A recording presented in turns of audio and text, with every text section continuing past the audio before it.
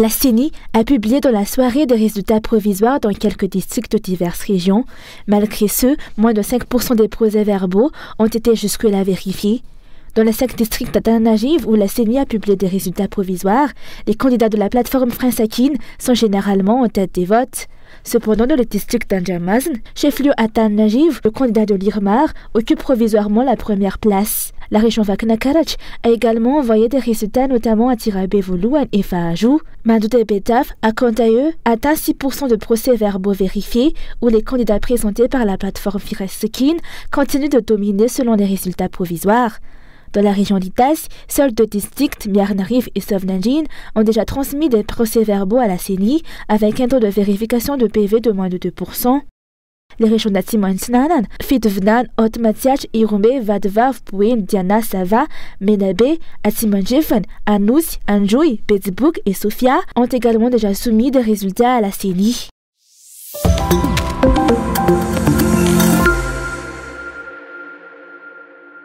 La publication des résultats des élections législatives entachées de fraude d'hier par la CENI font aboutir à une crise politique majeure dans le pays, a déclaré le parti MFM ou Pitul Nawanfa Pansunan Madagascar. Selon ces déclarations, la CENI n'a pas su tirer de leçons des erreurs commises lors de la dernière élection présidentielle controversée. Nous avions déjà mis en garde contre les risques de problèmes lors des prochaines élections. Maintenant qu'elles se sont déroulées, nous constatons que personne n'est prêt à accepter la défaite. Des incidents ont déjà éclaté même dans les bureaux de vote. Que se passera-t-il lorsque les résultats officiels seront annoncés? Le régime actuel ne peut pas prétendre à la stabilité s'il repose sur des élections entachées de problèmes. Nous pensons que les élections auraient dû se tenir différemment.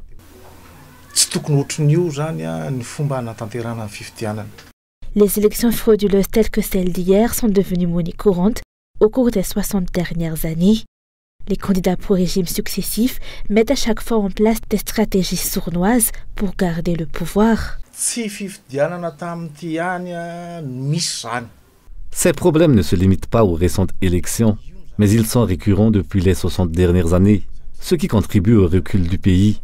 Les dirigeants ont tout mis en œuvre pour maintenir leur pouvoir et refusent d'adhérer aux principes démocratiques. Par conséquent, ils ne sont pas enclins à modifier les systèmes et les lois en place.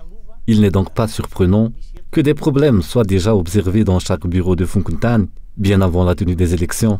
Cette situation nous a-t-elle apporté le développement escompté? Pourquoi ne pas travailler à résoudre ces problèmes?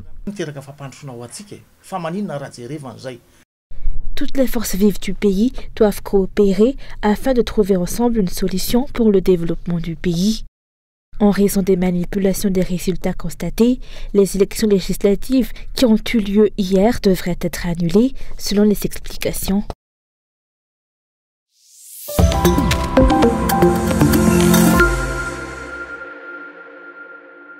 La plupart des candidats aux législatives ne sont pas satisfaits des élections entachées de fraude qui ont eu lieu hier.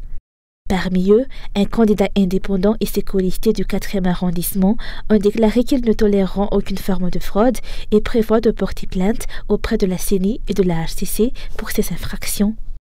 Bagarres, fausses cartes d'identité et de cartes d'électeurs, présence de personnes suspectes dans les bureaux de vote, élections commencées sans liste des électeurs, coupures d'électricité lors du dépouillement des votes et surtout découverte de bulletins précochés dans de nombreux bureaux de vote ont en effet marqué la tenue des élections législatives hier. Madagascar est un état de droit. Il est essentiel de rappeler que le pouvoir législatif est un pilier de la démocratie et garantit le bon fonctionnement d'un État. Nous nous posons la question de savoir si le choix du peuple s'est vraiment exprimé ou s'il a été acheté, manipulé ou contraint lors de ces élections.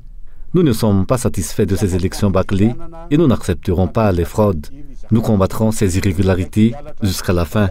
Par conséquent, nous allons déposer une requête auprès de la CENI et de la HCC, les exhortant à assumer leurs responsabilités respectives pour faire respecter la loi en la matière.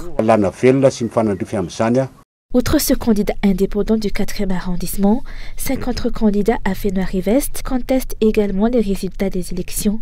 Ils exigent l'annulation des élections législatives, arguant de nombreuses irrégularités et fraudes constatées durant le processus électoral.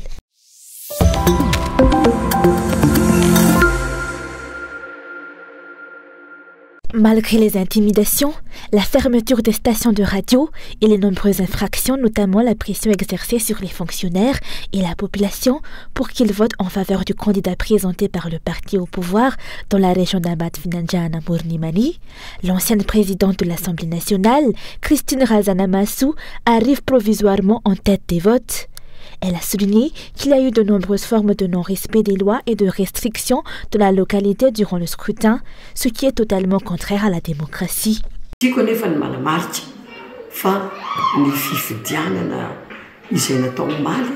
Je tiens à souligner que les élections qui ont eu lieu hier ont été entachées de malhonnêteté, surtout en ce qui concerne l'incapacité des électeurs à voter librement.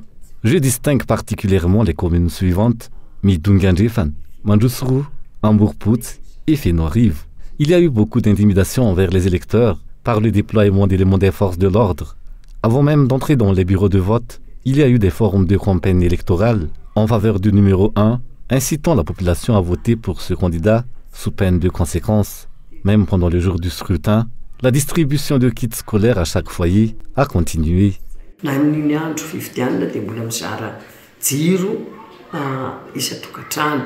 Dans 25 bureaux de vote, les résultats sont encore attendus pour le moment.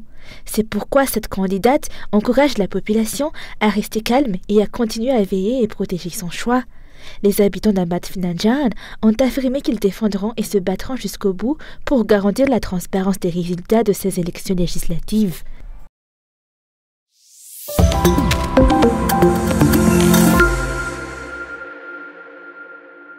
Les droits des travailleurs n'ont pas été respectés lors des élections d'hier, a déploré le Fisemare ou Frasamben syndicat Piazza Malagas révolutionnaire.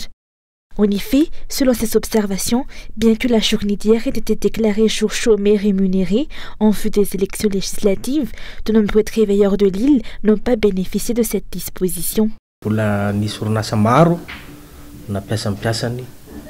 De nombreuses sociétés ont encore exigé que leurs employés viennent travailler. Certaines ont permis à ce que leurs employés quittent le travail à 14 heures, tandis que d'autres ont autorisé le départ à 15 heures. Le 29 mai 2024 est le jour des élections législatives. Les autorités ont choisi de tenir ces élections un jour ouvrable et un arrêté ministériel stipulant que la journée des élections serait un jour de congé rémunéré a été publié. Malgré ce, de nombreuses entreprises ont quand même fait travailler leurs employés. Cela montre à la fois une absence de crainte envers l'exécutif et un manque de considération envers les employés qui ont ainsi été empêchés de voter. Les travailleurs malgaches effectuent souvent plus de 8 heures par jour et 40 heures par semaine, ce qui signifie que les plans de travail des entreprises auraient dû être adaptés pour garantir que les employés ne travaillent pas le jour des élections. Il est embarrassant pour le pays que l'exécutif publie de tels arrêtés que personne ne respecte.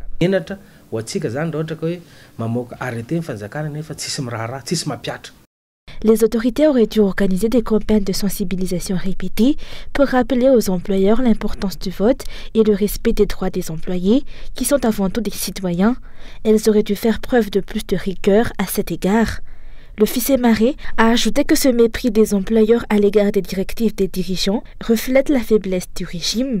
Il a également souligné que des mesures devraient être prises pour renforcer l'autorité publique face à cette situation.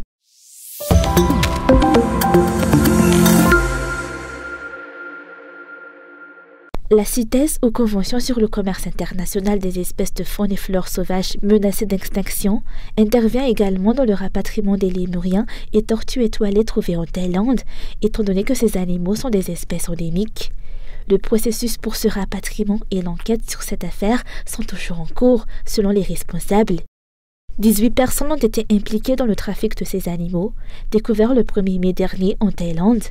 6 d'entre eux ont été capturés avec les animaux et incarcérés en Thaïlande. 10 ont été remises au parc 67 hectares et placées en détention provisoire. Et les 2 restantes sont toujours recherchées 1 mois après les événements.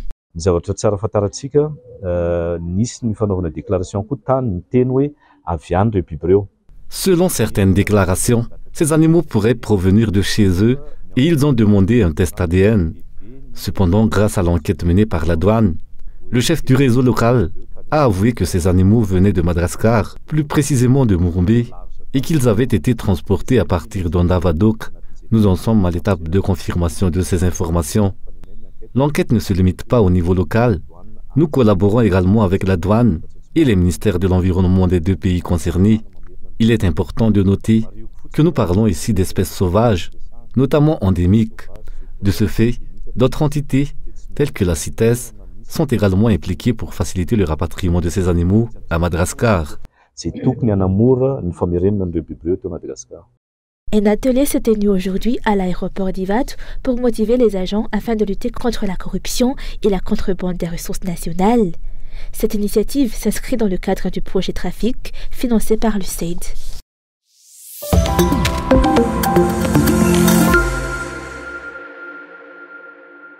La Côte d'Ivoire est l'un des pays spécialement invités à la 10e édition de l'ITM ou International Tourism Fair Madagascar et à la première édition de l'IHM ou International Handcraft Fair Madagascar qui se tiendront du 20 au 23 juin prochain.